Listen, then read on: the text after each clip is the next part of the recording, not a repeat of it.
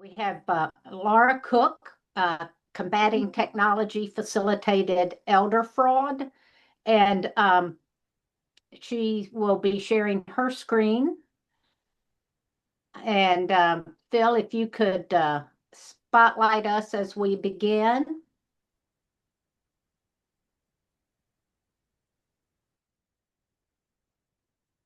So Laura is on our advisory board and has worked with us for some time, and has some of our grantees were able to hear her speak on a slightly different topic, and we're just delighted to have her back to offer her expertise to a larger population.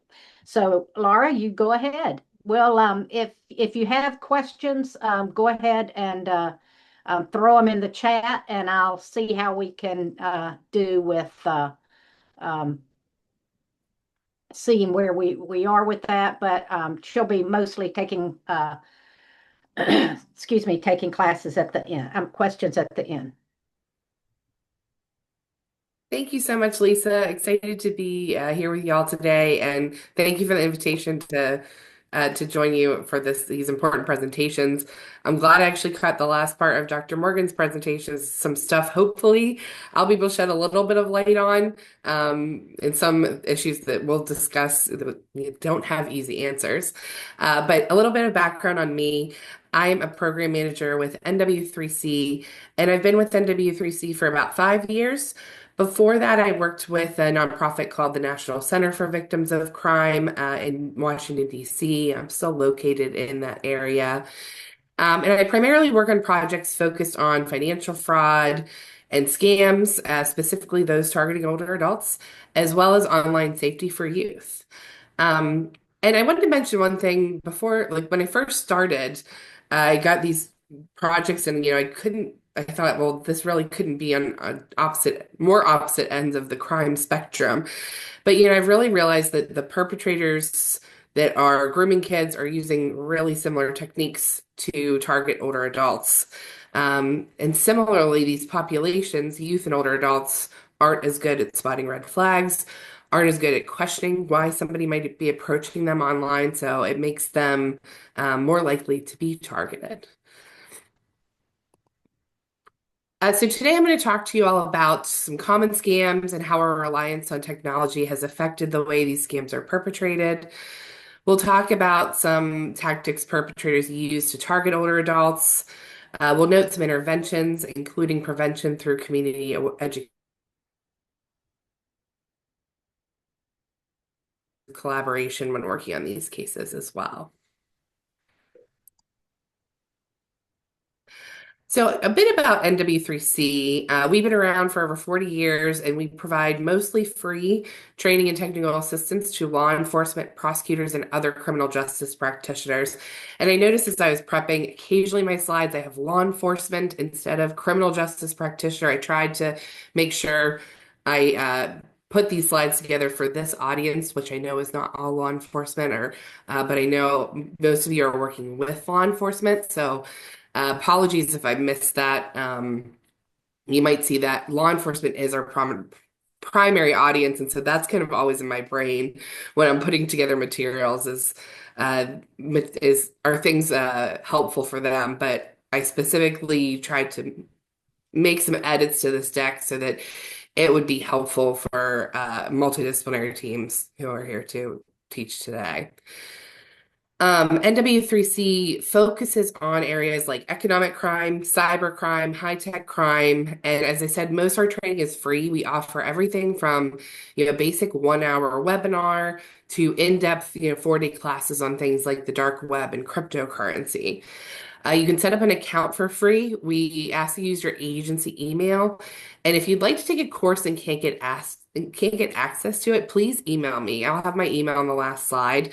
I can't guarantee you that we can admit folks to everything. Some of the courses do have proprietary information, so we do keep them quite limited. But a lot of times our system will will reject folks that don't have like a law enforcement agency or government email. So if you find that you can't get into something and would like to, can't hurt to ask and send me a quick message. So let's get into the one of the things where you guys are here to talk about today, elder fraud and exploitation. This problem is obviously not new. It's existed in many forms for decades, but the criminals perpetrating these crimes are always finding new and timely ways to separate older adults from their savings. They're using evolving technologies, and that's what I'm going to talk to you a lot about today. And I think a big challenge is, and it was something I was hearing you guys talk about a little bit at the end of last session, getting law enforcement to investigate. Nearly half of local police departments in the US have fewer than 10 sworn officers. And so having just a few officers to cover might be a large geographic area. It can be tough to get them to investigate and focus on like a case involving an elder fraud and some of the things we're going to talk about, like where it's seemingly somebody is willingly giving money away to a perpetrator. Um, and while I don't have an easy answer for how we're going to fix this, I hopefully will have a couple strategies of things that we can do to address the problem collaboratively and resources for law enforcement, because I think largely the problem is that they don't realize how big of an issue this is. They don't really realize how it works.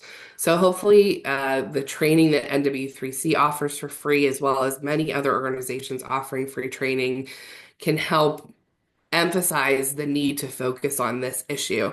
I also, unfortunately, think as more and more and more money is being lost, we are going to see departments focus more on this in the future. At least I hope. I don't want to see more and more money being lost, but I do hope that that would at least um, make this more of a focus or a priority in investigations.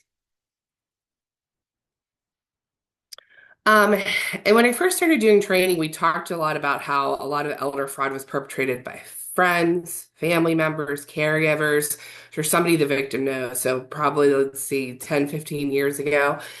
Now we're seeing a lot of shifts in how this crime is being perpetrated, often by individuals the victims don't know via technology like cell phones and the internet.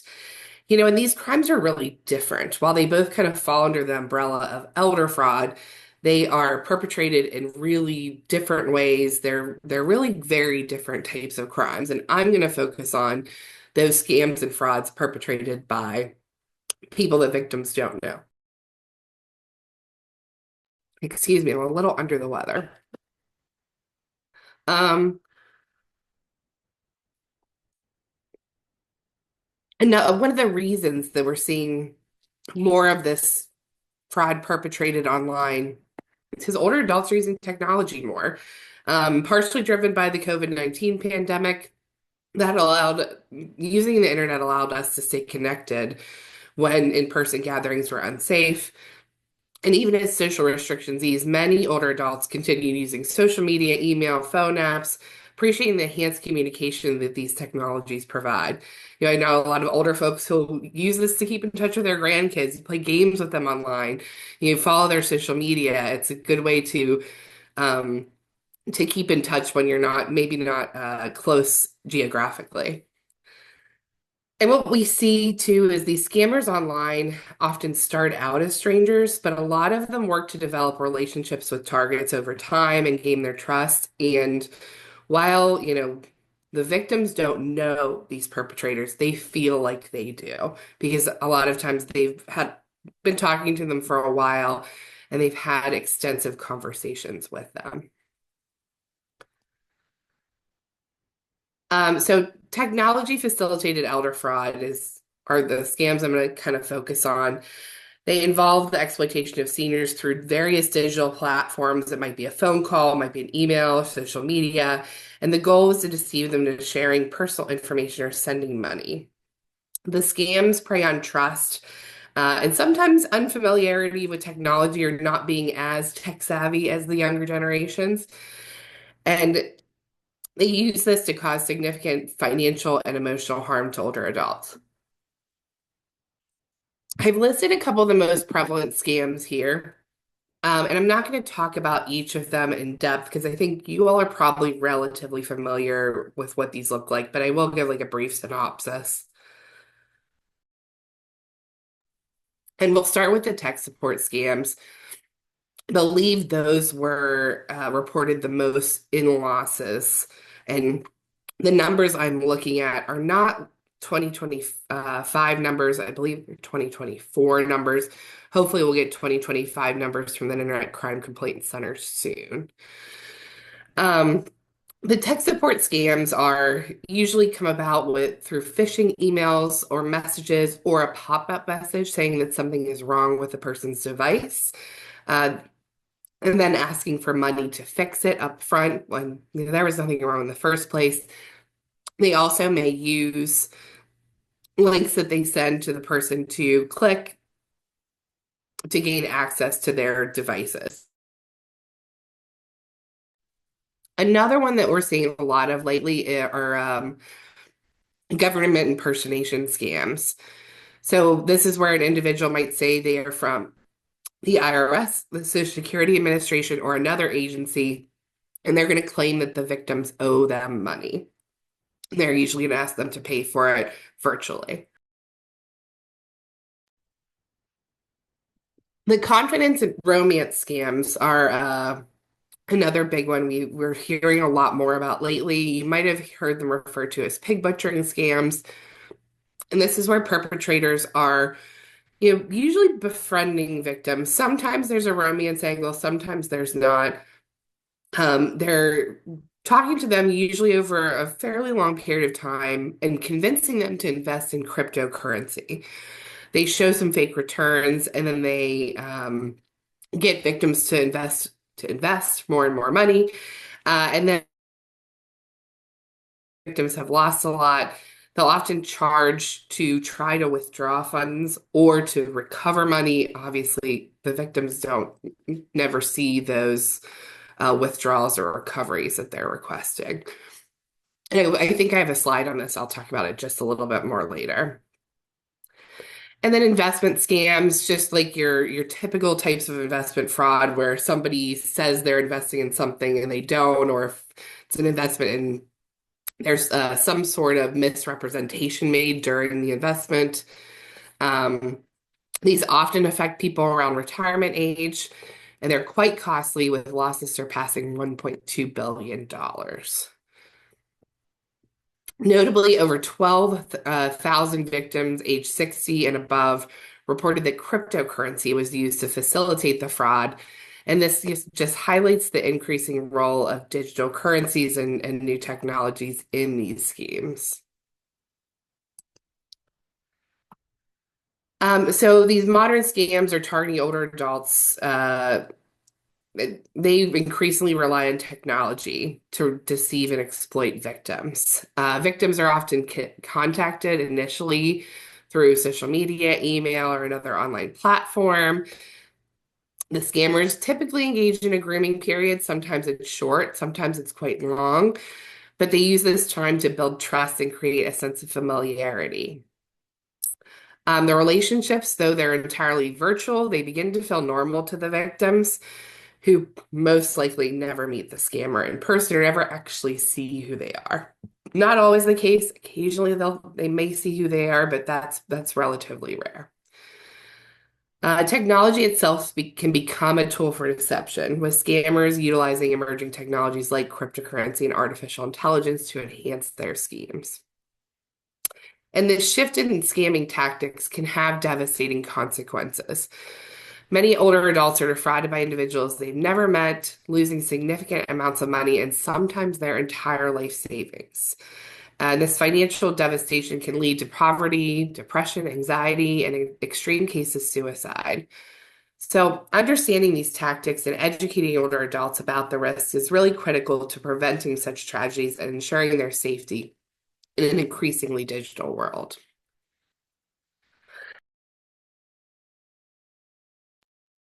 Cryptocurrency has become a favored tool for scammers, in part due to its anonymity, and in part because it can be difficult to trace, depending on the type that is used. Cryptocurrency is a form of virtual assets.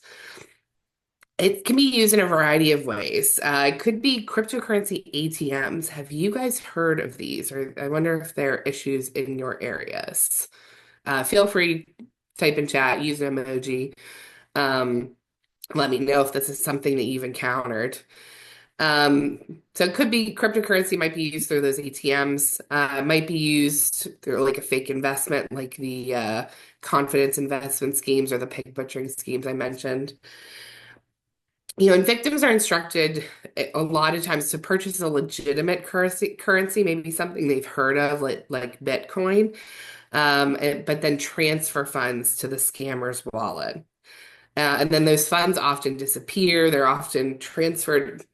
Usually, a lot of times they'll use a number of transfers to try to hide try to stop law enforcement from being able to track it.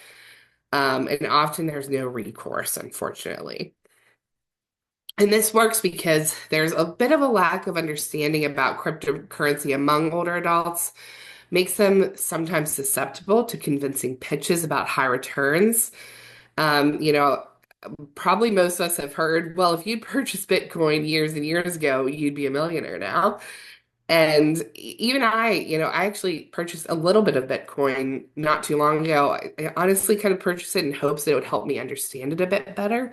Um, but I'm surely not an expert, and I'm planning to audit on NW3C's course on it, because I know that's something that really goes into the details and hopefully will help me learn more about it. Somebody noted, I read an article recently that cryptocurrency ATMs are being banned in Indiana. Great. Love to see that. I do know, and I see the AARP link. I know AARP is doing some great work to try to at least get them regulated, if not banned entirely, because they are problematic in many ways.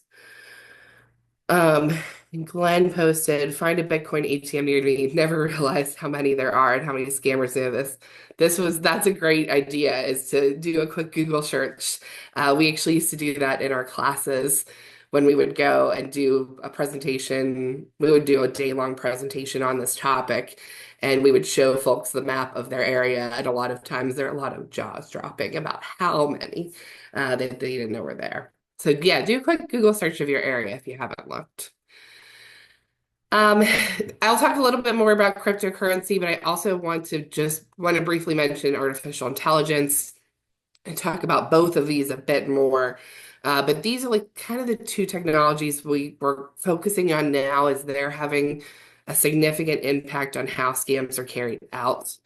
Um, Artificial intelligence is primarily used in scams in two ways. It might be a deep fake, an AI-generated audio or video that mimics real people very convincingly. Um, and scammers might use this to impersonate a trusted person, like a family member, maybe for a grandparent scam, or government official. It might be in a video call, or might be in an audio message to solicit money or information. And then AI can also be used to generate language that is flawless, without grammar or spelling errors. Um, this just makes them really believable and really hard. It's hard to tell that it's potentially fraudulent. Actually, my dad got a message from his bank the other day, and it was Chase Bank, and he had me sent me a picture of it and said, "What do you think?" And I looked at it and I was like, "It looks absolutely perfect. There's nothing in this message that makes me think it's a scam." The only thing I noticed was like the email address said something like at chase.fraud.com or something instead of at just chase.com. And I said, I don't know. I'm skeptical because AI is so good at mimicking reality. Call the number in the back of your card. He did. It was not a scam. But I said, better safe than sorry. Always start by calling the number on the card, not a number in the email, and double check, because it is just so good and so convincing. So I want to talk a little bit more about virtual assets. In 2023, the Internet Crime Complaint Center, IC3, you'll hear me reference them a couple times. They received over 15,000 complaints from individuals 60 or older related to cryptocurrency, involved assets like Bitcoin, Ethereum, Litecoin, and Ripple. Reported losses from these scams totaled $1.1 billion, tons of money. And then cryptocurrency investment scams were some of the most common types of crypto fraud targeting elder investors. And those accounted for about 64% of all crypto related losses. These investment scams resulted in 716 million in loss. So tons of money being lost to these types of scams.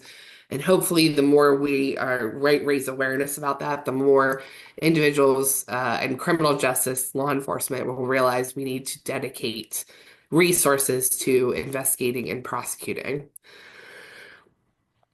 I wanted to note about cryptocurrency, the ease with which law enforcement can trace and recover varies significantly depending on the type. For example, like Bitcoin, it's pretty law enforcement friendly as its transactions are recorded on a public blockchain that makes them easier to trace. Some of the other ones you see listed there, not so easy to trace.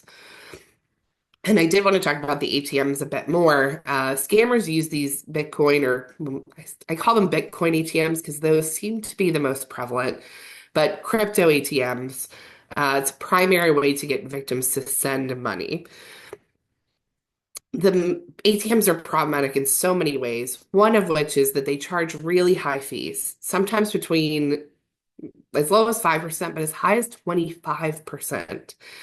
It makes it really unlikely that anybody is going to use them for a legitimate purpose. If you wanted to get Bitcoin, you could do so through apps like Coinbase they don't charge you these insane fees to get the cryptocurrency.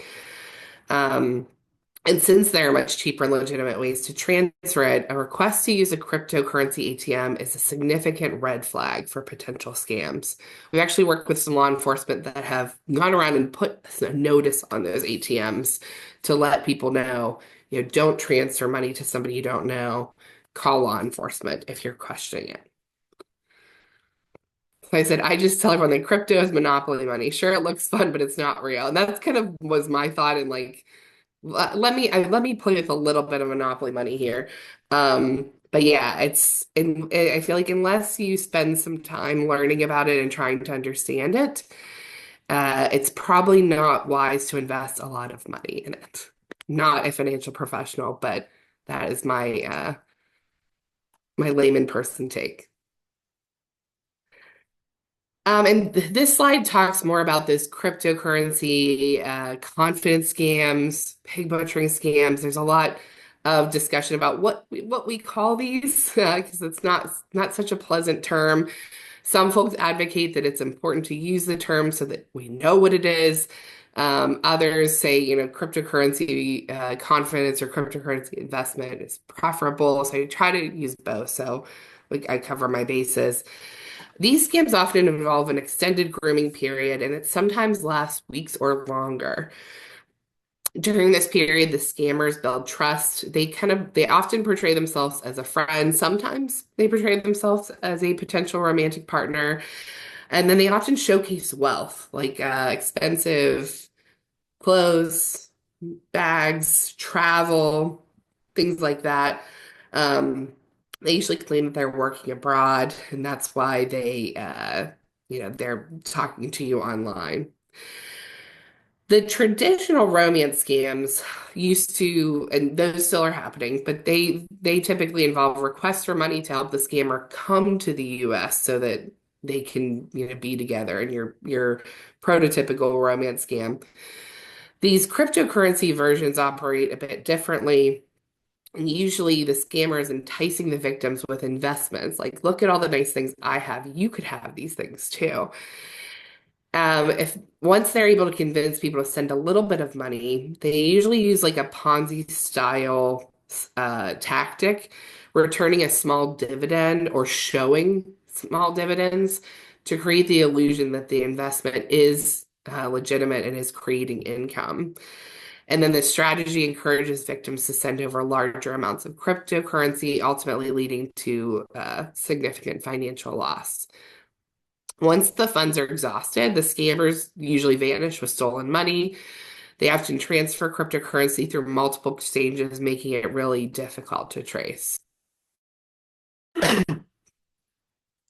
In some instances, there's recovery scams that are kind of part of the larger scheme as well. Like if you Google, how to get back cryptocurrency, you may find some of these recovery scams.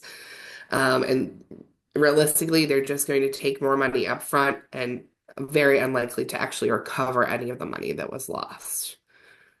However, I did want to note the likelihood of recovering funds from these sorts of things is higher if the scam is reported promptly. And I think that goes for any scam, not just cryptocurrency. The faster it's reported, the more likely you may recover some money. I would not want to give anybody false hope about being able to make full financial recovery, but the sooner they report, the better, or the more chance that there may be. And so then back to artificial intelligence, just a little bit more on this. I think I kind of went over the main things I wanted to discuss here. Um, it's a really powerful tool. Just a few seconds of a person's recorded voice can be used to create entire conversations that sound really indistinguishable from the real person. The audio and video deepfakes can really enhance the effectiveness of scams, like the grandparent scam, making them more convincing. And then there's AI-powered tools that can assist non-native speakers in creating documents with flawless grammar and spelling.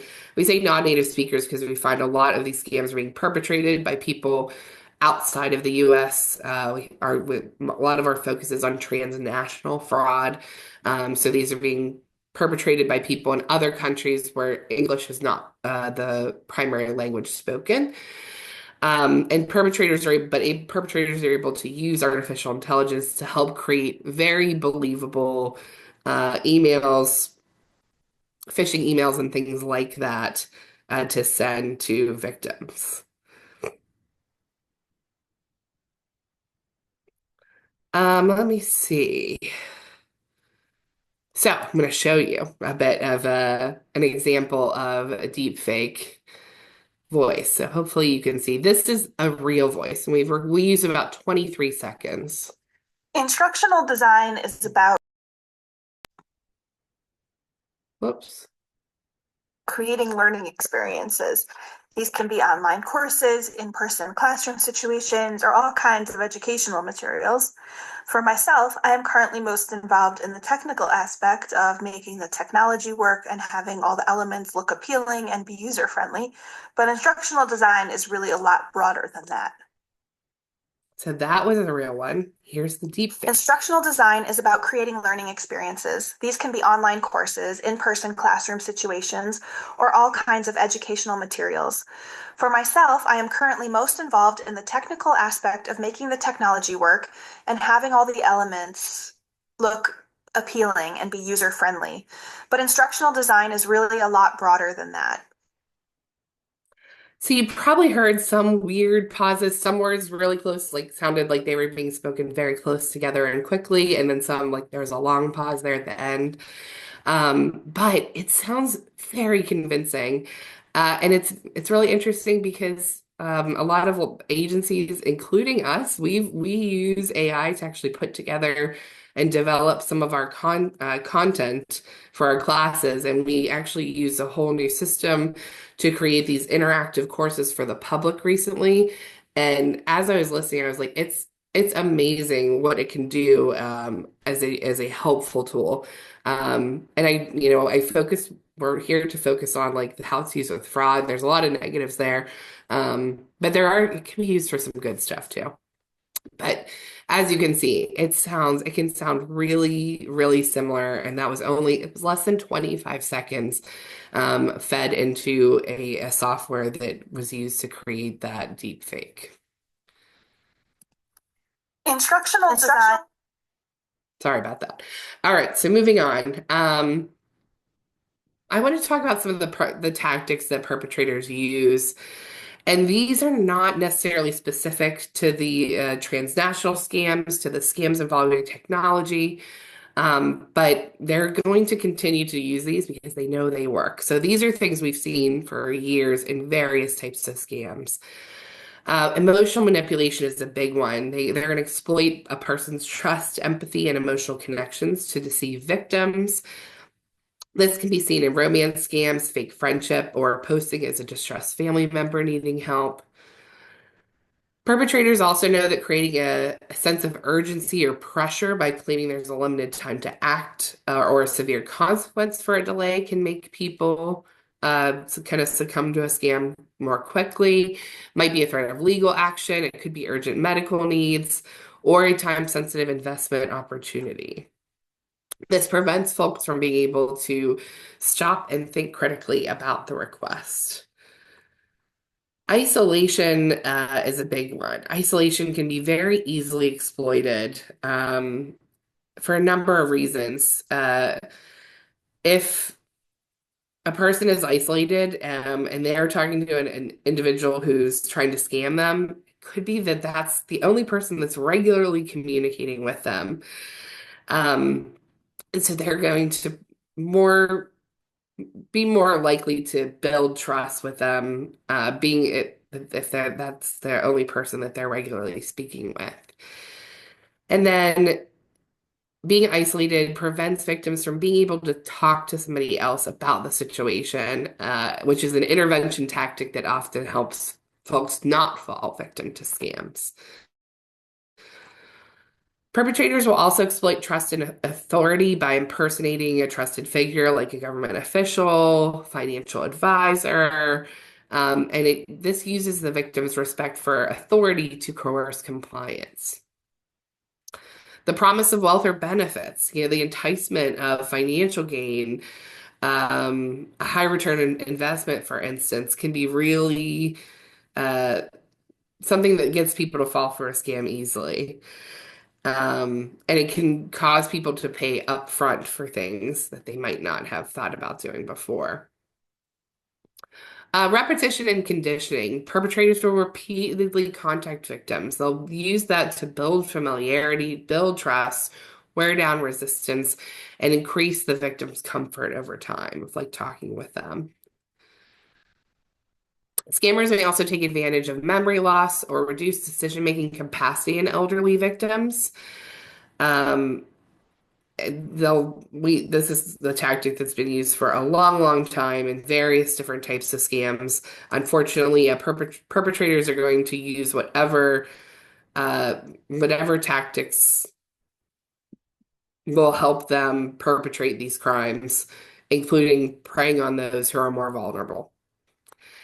Lastly, fear and intimidation. Perpetrators will use threats of fear to coerce action. They may threaten arrest, fines, or harm. And this pressure may get people to act without, stopping, thinking, and verifying claims. So what can we do? A couple of things can be helpful. Obtaining precise and timely information can be really critical to freezing funds, reversing transactions, and mitigating the financial impact. So again, like if we're trying to look at financial recovery, the sooner the better. The first thing you should do if somebody is dealing with this sort of a crime is to provide immediate notification and stop the victim from providing additional financial information or finances to the perpetrator. Many victims will fall prey to the lure of financial gain and get hooked after they receive their first payment, not knowing it's a way to lure them into providing additional information or more money. So contact banks, payment platforms, or financial institutions to flag suspicious activity and freeze transactions. And notify law enforcement and federal agencies. For example, the FBI's Internet Crime Complaint Center, the FTC Consumer Sentinel. Reports can be done online. There are technology-based solutions that can help with investigation of these types of crime. There are blockchain analysis tools that can help us track crypto And there are actually AI-based fraud detection systems to analyze patterns and trace funds. So perpetrators are using these things to facilitate their crimes. We always say we need to figure out how to use technology to our advantage as well when we're trying to fight those same crimes. And then collaboration with partners. Engage in private sector cybersecurity firms or financial crime units and coordinate with federal agencies to track international transactions.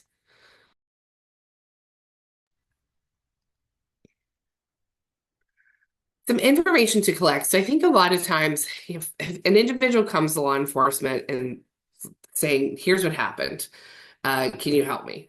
If you have this information, it's more likely that they'll take this seriously and might open an investigation, take reports, that sort of thing. So this is typically what we're looking for. Any sort of transaction details like account numbers, transaction IDs, dates, amount sent and recipient details as well, whether the recipient was a bank account, what payment platform it was on, cryptocurrency wallet or something like that.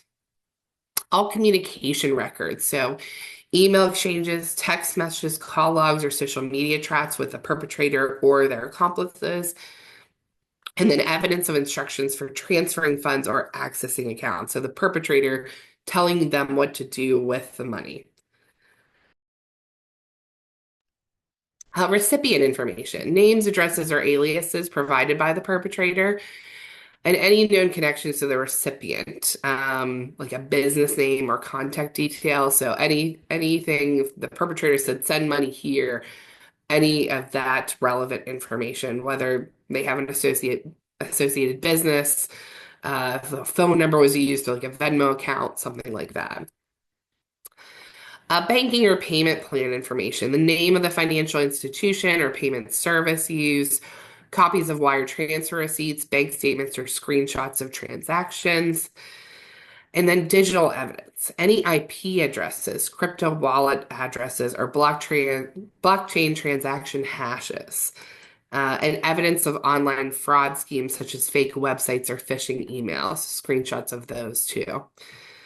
And then, of course, the victim's financial access, any shared account access, passwords that have been compromised, details about the methods that perpetrators use to gain financial access. More information to think about. What does the victim know about the perpetrator? Their relationship to the victim? Is it somebody they know, a stranger? How was contact initiated? What methods were used? What tools or platforms? Were there any unusual behaviors, requests, or patterns in communication that might be notable?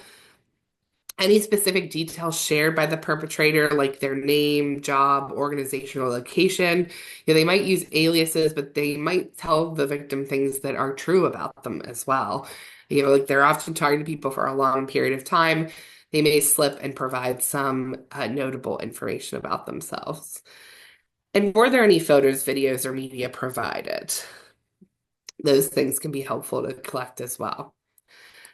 What about promises or threats? What was promised to victims, and were there any threats of harm, embarrassment, legal action, or anything else? As well as financial transactions. Did the victim send money? Did they provide gift cards? Did they share financial account details? And were there specific instructions for sending those funds? For instance, via wire transfer or via cryptocurrency wallet? And the reason we want to collect this type of information, I think I put like during an interview, but just when we're talking to these victims, is because this can help establish how the perpetrator is operating and can identify potential leads, can also provide potential connections to other cases.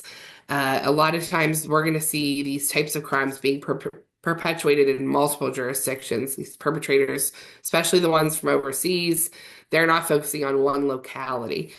And so providing details like this that law enforcement or the victims themselves can then like upload into a database like the Internet Crime Complaint Center or FTC Consumer Sentinel that can help us make connections between cases, which can hopefully help us put pieces of a puzzle together and identify individuals who are responsible for these crimes. So some other things to think about when you're talking to folks, and like I said, during an interview, but this just can be in a conversation, is those W questions: who, what, where, when, and how. Who's the victim in communicating with? Just a perpetrator, their other associates. What did they tell them to get them to participate in the fraud? How did they get them to turn money over?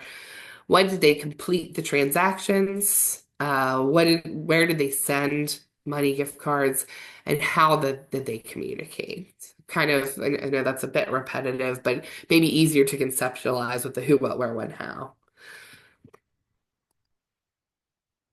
So after we've collected necessary information, how do we use it? Here are some steps that can be taken to use information we've gathered appropriately and effectively. So we're going to collaborate and share details across jurisdictional lines to see if there's anything similar. And I noted those two databases that we recommend, FTC and IC3. Most of these scams are going to be multi-jurisdictional. Check with the Consumer Sentinel, and that's the FTC, to see if other agencies have cases with similar details, or other victims may have reported similar data. IC3 can do this as well. Check with federal partners to see if they can assist or provide additional resources. And these federal partners, that could be Attorney General, could be FBI. I know a lot of the smaller law enforcement agencies that have had success in prosecuting these cases and actually holding some people accountable, occasionally getting money back. It's because they're working with like a local FBI task force. They've got a connection to a federal partner.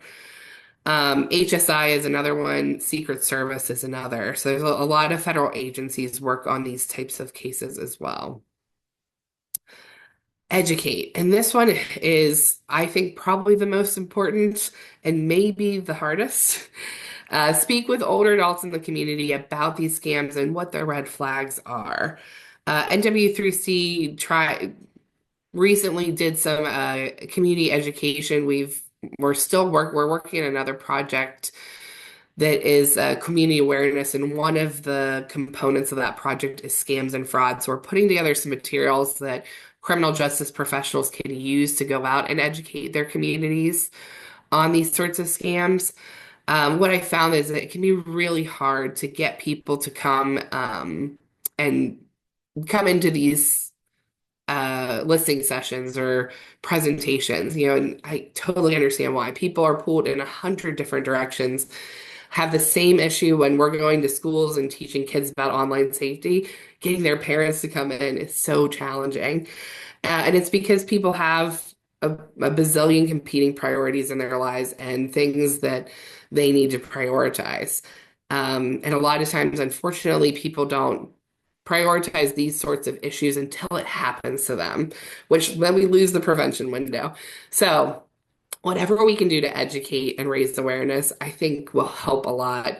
Very wisely, a subject matter expert I worked with in the past said, we can do a lot on the response side, but we're probably not going to be able to arrest our way out of these things. We need to be educating as much as possible.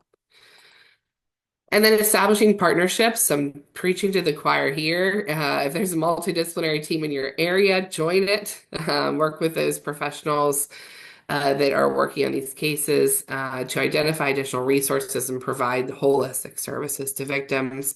We know that can make a big difference in recovery. So I discussed a little bit of multi-agency cooperation, collaboration, because we know the financial abuse of seniors doesn't occur in isolation. No single agency is going to have all the resources and capabilities necessary to respond to the needs of an abused senior. A multi-agency approach is going to enable agencies to address unique victims' needs and provide a holistic response. The agencies can also work together in the effort to educate the public and other professionals. And building bridges across agencies can really help seniors improve investigations and prosecutions and hopefully prevent these crimes from happening in the future. So these are, I have a couple slides that I was not sure if I wanted to include these or not. I did end up including them because I thought at least folks could go back and use them as a reference point if they needed. These are resources that most of which are specific to law enforcement, things that they can use to help with actually investigating these cases. And I think I've mentioned the Internet Crime Complaint Center a number of times. So this is part of LEAP, man, and I'm gonna forget what that acronym, Law Enforcement Enterprise Portal.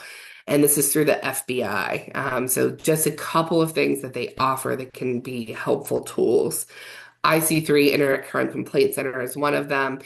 And I highlight that here just because we're talking about frauds perpetrated via the internet, and their database can be searched. So you can run queries, and there's actually a team that can help you run queries and do searches to find connections between a case an individual may be working on in another case.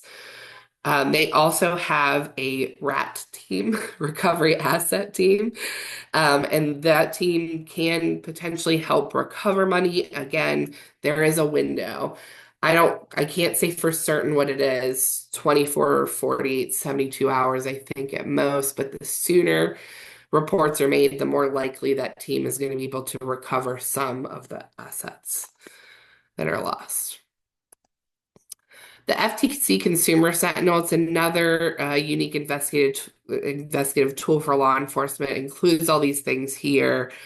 And it's basically created based on the premise that sharing information can make law enforcement more effective. So good tool for law enforcement. Let me see. And then lastly, FinCEN. So there's a FinCEN database that is available as well. FinCEN, the Financial Crimes Enforcement Network, has a lot of helpful components. One of them we always highlight in our classes is the Suspicious Activity Report. This is supposed to be filed by financial institutions when they see activities suggesting that someone's trying to hide money. And these reports can't be used in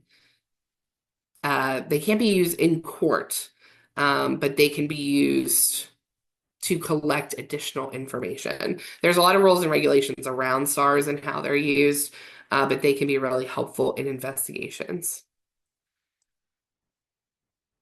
Okay, so we want to kind of go back to those collaborations.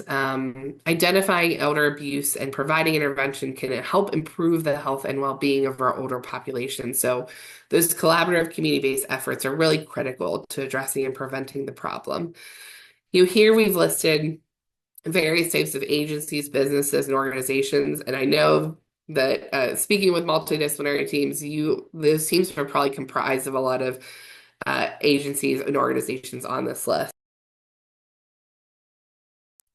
But I wanted to include it here because I think it's helpful to kind of think outside of the box too, who may be working with these communities and could be a good source of assistance in these cases. And we really do think education is the key to prevention, both educating professionals in the field as well as the public. And professionals, anyone from law enforcement, something that we're doing, adult protective services, court systems, healthcare professions, and financial institutions. There was one thing I wanted to mention about financial institutions here. Training programs for bank personnel about what may be happening right in front of them. In many cases, those banking employees are the people who may be first aware of an odd bank account or transactions or suspicious behaviors. So doing training to individuals working with older adults will be helpful. Obviously, in addition to training those older adults themselves. It can be seniors, families, caregivers, and also faith communities. So older adults and the people around them. It's really important to get that word out to the public, to educate and warn about financial crimes. We want to educate older adults about their rights, rules, and risks, including like types of crimes and resources available to them. And the media can generate more awareness on this topic, and that may be able to help us locate additional victims. If seniors hear that other people have been victimized, it might prompt them to come forward and report. And of course, speaking engagements at senior centers and community and social groups is a good way that criminal justice professionals can personally interact with senior communities to educate them about financial crimes. And Lisa had asked in chat, how many of your teams do outreach and education? I would love to hear more about that. Hopefully NW3C will have resources that can be used for that purpose, probably launching sometime this summer or fall. And I noted a little thing, just a bit, I think this is like my second to last slide here.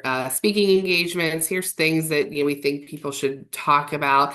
These speaking engagements are important to build trust in relationships. And again, sorry about that. I've got law enforcement here, but this is something that anybody can use to build trust and relationships with the senior communities. And every community has this network of senior assistance resources. You all are probably well aware of these sorts of things, but I wanted to list them here. And these may be helpful in a number of ways. You may refer victims to these organizations. They may be able to also assist with public education and awareness.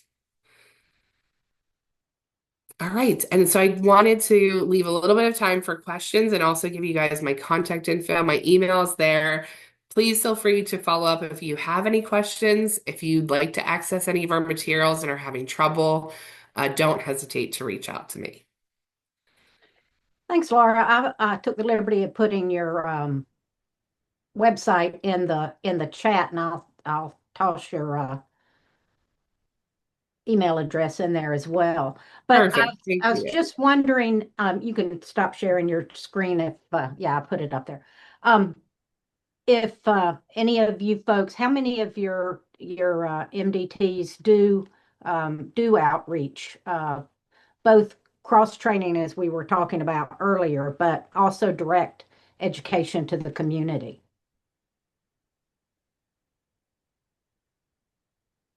I saw one hand. Mhm. Rebecca posted in chat. I do. Leap LA does. Great. Yeah, And if Catherine you don't, does a it's ton. something I definitely suggest considering as part of your mission goals, however you want to phrase it. Because, yeah, talking to the law enforcement, they're those who are working in the financial crime. So what we found is when you go to different agencies, some agencies have a person designated for financial crimes. In those cases, they'll take reports, they will try to help. But a lot of times those individuals are overwhelmed. Like there's one person working on financial crimes in the county or in their district, and they just simply cannot uh, investigate each case that is brought to them. So the more education we do, the better, and that's something that they've tried to emphasize the need, and something that law enforcement is also going out and doing a bit of. At least I'm seeing a little bit more of that lately. Do y'all have other questions for Laura? I told you she knows her stuff. Thanks, Lisa. And And if you don't have a question now, but have one later, you guys have my email. You're welcome to reach out at any time. I'm glad to see those agencies that are doing some outreach. It's great. And hopefully, like I said, we'll have some materials to help. You can get on NW3C's listserv for free and create an NW3C account for free, and you'll be able to access, or you'll get notified when we release those resources. Julie, you came off mute. Did you have a question? I did. Jump We've on had in. a couple, we've had a couple cases that, we've had law enforcement come out. We've given them a ton of information.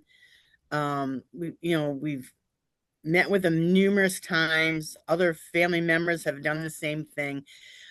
But when it comes down to it, they don't believe us. And they continue to be duped by these people. I mean, it just seems like there's nothing we can do to convince them that they're wasting their money. And they're not people that are incapable of understanding. They're just so focused on it that we can't break it. Yeah. Any suggestions? With those, unfortunately, I don't think I have a good answer for you either. I do think there's going to be cases and individuals that no matter what information we have, we're not going to be able to reach them. But I think that, in those settings, say we're doing a presentation at a senior center, there may be a handful that it's not going to make any difference, but I'm hopeful that there's at least a handful that it will make a difference. And in doing those outreach, I've done presentations to one person. I'm like, because if one, even it makes a difference to one person, that I feel like it's a worthwhile use of time. And we just have to, focus and hope the people who can retain and, that we are reaching some people, even though there's going to be people we can't reach. I know that's not a great answer, but No, that's my that's kind of fine. perspective. Yeah, it's just frustrating, and it's sad. It's sad that we can't get them to understand. I almost feel like there needs to be a group, like AA or Gamblers Anonymous, or Fraudsters Anonymous. Or Well, something. there are. There are some groups, Oh, yeah. there are. There Yes, are some, and the ones I know are at least they're specific to romance scams, and it's through the AARP. Actually, AARP's, I'm not sure if theirs is specific to romance scam, but they have Lifespan runs some as well. So okay. we've And so got does some. the Cybercrime Support Network. So AARP, Cybercrime Right. Support Network, Lifespan, all have different types of support groups for different types of scams. Yeah. Oh, Paul Akamus from Lifespan has a question. Paul, you want to jump on in? Well, I want to make a comment about those individuals who can't seem to understand that they've been refused to or can't understand that they've been scammed. I mean, it might be simply that's so too devastating, emotionally devastating, to admit that you were wrong. But I want to go back to Dr. Morgan's presentation, his excellent presentation, and you might be seeing the beginnings of mild cognitive impairment or frontal temporal disturbance, and that might be contributing to the their fixation on the on the scam as their reality. So keep that in mind, in terms of how you're going to approach it, and working with the family to get that person assessed, possibly. Thanks, Paul. That's a good thought. Yeah, thank you. Yeah, and it's also, you can look for some other compulsions that person may be developing. Is this something that if they start a story and you say, yeah, you told me that yesterday, and they can't seem to stop telling you the story, even though I mean, they just have to kind of keep going, or if they start developing some obsessive compulsive behaviors that they used to not have, those are multiple indicators that something else might be going on, and it might show why they are getting so fixated on this new friend. But yeah, Also, I want to add to Lisa's comment about our support group. But for the past over a year now, we've offered support group online, for victims of scams and fraud, older victims. It's every Tuesday at 10 o'clock, for an hour, and they don't have to be residents of New York, although that's our focus, it's our catchment area. We do have some individuals outside of New York State who participate. They can participate anonymously too. You are is University of Rochester for those outside New York, and not University of Richmond, like I hear every time I hear U of R. Other questions? All right, so we've got some resources and information in the chat. Go ahead and do the very important survey there for us as we move forward with trying to get some additional trainings done. And at this time, we'll have a 15-minute break. You don't have to do anything. You'll be put into a breakout room, and then we'll bring you back in 15 minutes. So go ahead, stretch, walk around, get some water, and treat yourself well, and come back in 15 minutes. Again, Laura, thank you so much for your wisdom and your knowledge. Thank you so much. Thank you so much for having me.